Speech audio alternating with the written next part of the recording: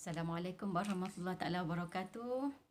So hari ini saya bersiaran lagi di sesi FB live di TFB ni untuk sesi-sesi untuk saya sharing berkenaan dengan ilmu emas dengan lebih ramai orang lah, insya-Allah.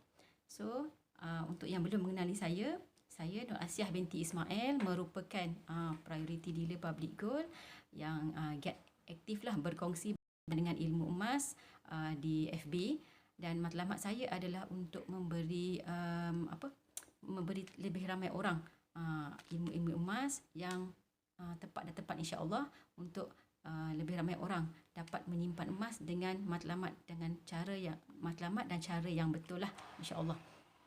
So ini antara sesi saya lah untuk memberi manfaat kepada lebih ramai orang. So hari ini saya nak sharing berkenaan emas dan saya lebih kepada perkongsian lah, perkongsian pengalaman saya dengan emas. Okey, so hari ini saya nak cerita sedikit lah berkenaan dengan apa emas dah bagi kepada saya dalam menguruskan kewangan. Okey, so saya sebenarnya dah kenal emas ni dah lama lah, daripada saya kecil lagi, sebab mak saya merupakan seorang kalau kira sekarang ni ejen emas lah, ejen emas, menjual emas secara ansuran lah kepada orang yang nak membelinya. Tapi masa tu saya tak adalah, masa kecil-kecil kan, sebab masa tu masa 10 tahun saya dah merupakan seorang anak yatim, dan mak saya lah yang menjaga kami lah daripada kecil sehingga besar. So memang saya nampak lah macam mana mak saya menggunakan macam kegembiraan orang untuk membeli emas tu sebagai perniagaannya. Semua cakap situ.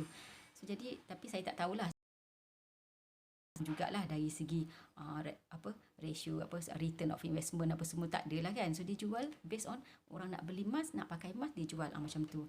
Dari segi return investment saya pun tahu, dia tak tahu, tapi dengan ilmu yang dia ada untuk bisnes tu, dia boleh membesarkan kami lah, 3 beradik.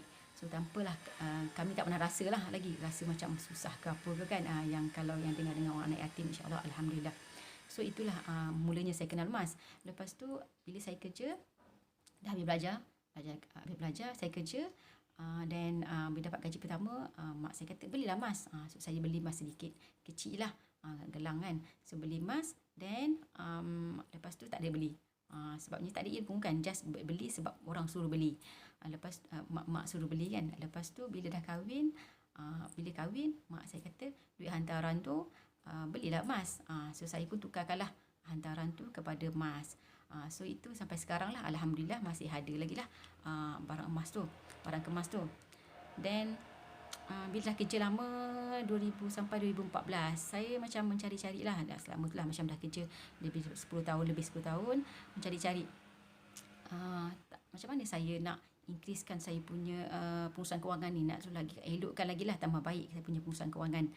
Dan sebab bila kita dah kawan-kawan ramai-ramai tengok kan, lepas tu baca lagi kajian-kajian yang mengatakan macam contoh saya ni seorang pejabat awam, pejabat awam, dan kata pejabat awam ni banyak yang macam kata tak pandai menguruskan kewangan. Bank pun pandai memanipulasi lah pejabat awam ni, sebab senang kan, dia nak lepas personal loan apa semua. Personal loan tu ramai lah kan, yang bila kita tengok kawan-kawan macam kira yang kita kenal kan, guna personal loan untuk benda-benda yang bagi saya macam, kenapa kita nak guna personal loan sedangkan benda tu macam boleh mengurangkan kita punya kadar kita boleh guna duit tu lah. Macam contoh nak renovate rumah, bagi saya tak perlulah. Kalau dah tak mampu, kenapa nak buat personal loan untuk nak renovate rumah? Itu saya lah, mungkin pandangan saya, mungkin pandangan orang lain berbeza. Okay. So saya mula mencari-cari macam mana saya nak increasekan saya punya kewangan ni, nak tambah baik saya punya pengurusan kewangan. Jadi saya jumpa dengan, masa tu 2013 tu saya jumpa dengan blog mentor emas saya, Cik Muhammad Zulkifli. Okay. So masa tu saya just tengok-tengok, baca-baca kan, bagus juga blog ni, bacalah macam mana cara dia uruskan kewangan dia boleh bebas hutang. Dan saya pun macam nak belilah emas ni, baguslah bila Cik kita, dia kalau tuan-puan tengok dalam tu, dia macam bercerita kepada kita macam mana dia menguruskan hutang-hutang dia. So saya pun beli emas. Masa tu beli sahaja. Tak adalah macam nak meniaga kau, tak ada. Saya beli sahaja. Bila saya hubungi Cik Zul kata, puan ada berapa bajet? So bila saya beritahu bajet, dia kata ini boleh jadi dealer. Tapi saya beli, maknanya saya jadi dealer sebab beli emas. Bukannya saya jadi beli emas maknanya jadi dealer, tak. So saya beli emas tu beli emas dan dapat jadi dealer. Itu yang saya tak berkongsi pun dengan orang lain, apa manfaat emas ni. Sebab saya masa tu macam beli emas untuk nak jaga saya punya kewangan sajalah. Okey.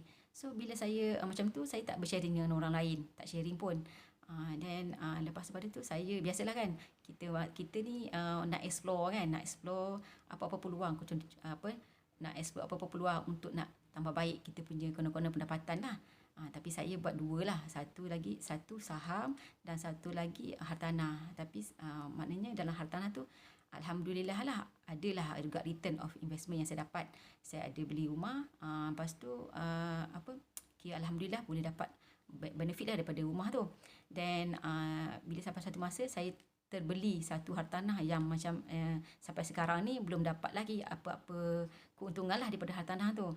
Tapi saya positif benda tu boleh dapat dalam masa 3 tahun. Tapi maknanya macam okey, tapi sebenarnya saya lah yang tak mencari ilmu yang betul masa tu. Tapi mungkin hartanah mungkin bukan bidang saya lagi lah. So mungkin lepas ni bila saya ada ilmu yang betul, saya mungkin boleh beli lagi. Tapi kalau sekarang ni saya stop dulu sebab saya rasa hartanah tu macam tak berapa sesuai lagi dengan saya. Tapi dalam masa yang sama saya cari lagi ilmu-ilmu lain. So tapi saya masa itu saya buat lagi saham. Dan bila saya ada buat saham tu, bagi saya tak sesuai lah dengan jiwa saya, sangat tak sesuai. Sebabnya anak kena tengok kan harga apa semua. Lepas tu dia lagi tinggilah risikonya. Saham tu lagi tinggi risiko. Jadi bila kita trace back balik, rupanya emas ni sebenarnya sesuai dengan jiwa saya. So lepas start daripada situlah saya mula balik gali lagi ilmu emas, supaya saya ada lagi ilmu yang supaya saya dapat emas tu boleh benefit pada saya. Tepatlah, maknanya yang mentor emas saya selalu sarankan, bukan emas yang menyebabkan kita kaya sebenarnya, tapi ilmu emas tu yang menyebabkan kita kaya. So bila saya lagi gali-gali lagi, baca buku-buku kan, buku Cik Zul, yang buku Cik Zul ni, inilah buku Wang Emas ni, bertahan ketika gawat. So tuan-puan, kalau yang nak belajar emas, nak tahu macam mana emas boleh membaiki kewangan kita, emas boleh menguruskan kewangan kita dengan lebih baik, boleh dapatkan buku emas ni, ada di Galeri Ilmu, di PG Mall pun boleh ada. Kalau dengan nak dapatkan dengan saya pun boleh WhatsApp saya untuk dapatkan buku ni. Memang sangat-sangat saya sarankan lah supaya kita ada ilmu dengan apa yang kita nak buat, kita ada ilmu. Tak adalah macam kita orang kata ayat tersontot kan, tersontot. Sebab dengan emas ni saya tak pernah lagi lah.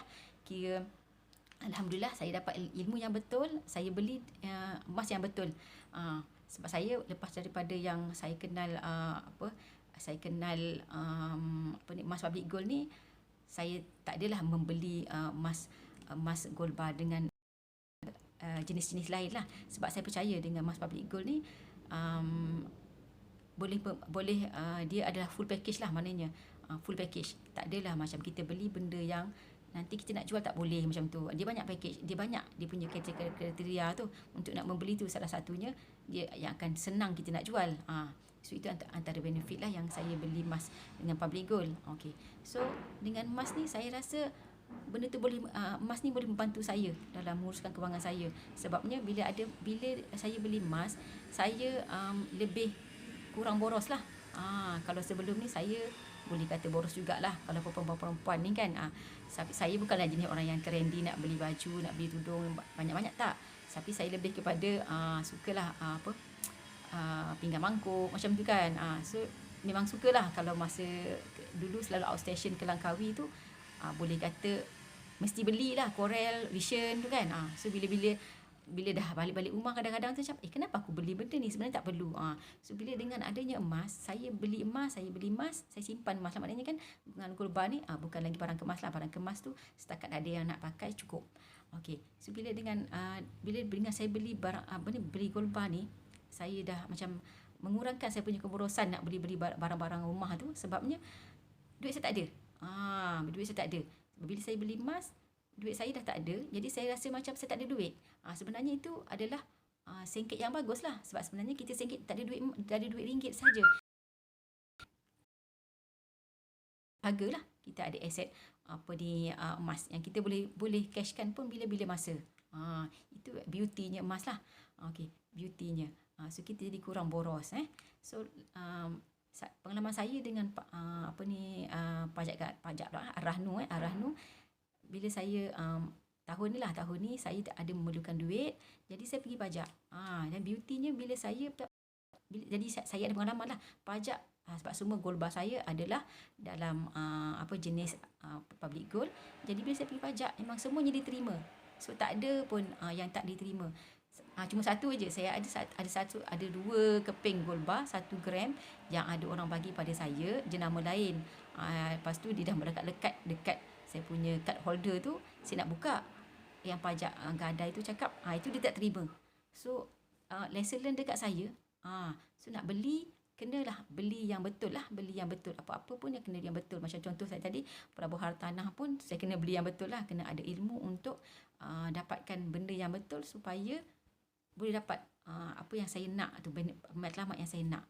So dalam masa yang sama juga saya simpan emas tu untuk matlamat yang kepanjang, dana persaraan saya, dana pendidikan anak-anak. Sebab saya dah rasa saya masa belajar dulu saya tak ambil pun loan PTPTN, walaupun masa tu saya dapat 2 offer lah. Satu saya dapat beasiswa JPA, satu saya dapat offer PTPTN. PTPTN masa tu banyak lah, tinggi. Masa tu 3,500 satu semester. Sedangkan beasiswa JPA saya dapat 2,000 lebih saja. Tapi bila saya fikir, sebab saya duk cerita-cerita dengan kawan-kawan yang kata diceritalah yang maknanya nanti PTPTN ni kena bayar dalam masa 15 tahun. Saya tak tahu lah sekarang kan, masa tu lah kena bayar dalam masa 15 tahun untuk habiskan bayar PTPTN yang kita guna untuk saya masa tu degree 2 tahun. Sebab saya dah ada diploma, degree 2 tahun. So 2 tahun saya kena bayar dalam masa 15 tahun. Saya rasa macam bila saya kerja, contohnya 23, saya kerja masa umur saya 30 berapa, 38 baru saya habis bayar yang saya guna, saya pinjam dalam 14,000 kan. So kenapa saya nak bazirkan duit saya nak bayar tu balik? So saya ambil je, walaupun sikit saya dapat JPA, saya just carry je, pakai je mana yang ada yang JPA tu. So maknanya saya dah rasa saya tak ada loan PTPTN. So saya pun nak juga anak saya nanti bila belajar dia tak ada nak kena ambil pinjaman. So insya-Allah lah saya menuju ke arah itulah. Saya tak nak anak saya ambil pinjaman untuk belajar nanti. Kesian dia. Sebab dia baru nak mula hidup, dia dah nak kena bayar dah. Belum apa-apa lagi, tak kerja lagi, dah ada hutang kan. So itu salah satu lah. Salah satu lagi adalah sebagai dana persaraan saya lah. InsyaAllah kan. Sebab kalau ikut saya baca dalam Azizi Ali punya posting, at least kita ada dana persaraan sehingga 20 tahun bila kita bersara. Maknanya saya bersara umur 60, contohlah 20 tahun kan. So kita bajet 20 tahun. So, kalau saya umur 60, maknanya saya kena ada bajet 20 tahun lagi untuk nak hidup lagi 20 tahun. Sehingga kalau kata maknanya kita kata kita meninggal umur 80.